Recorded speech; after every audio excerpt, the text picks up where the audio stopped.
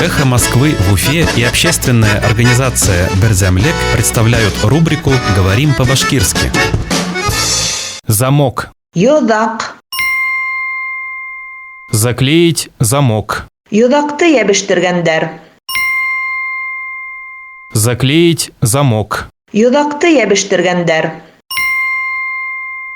В штабе Алексея Навального в Уфе неизвестные вновь заклеили дверной замок. Өфөләге Алексей Навальныйдың штабында билдәһеҙҙәр тағы ла ишек йоҙағын йәбештергәндәр.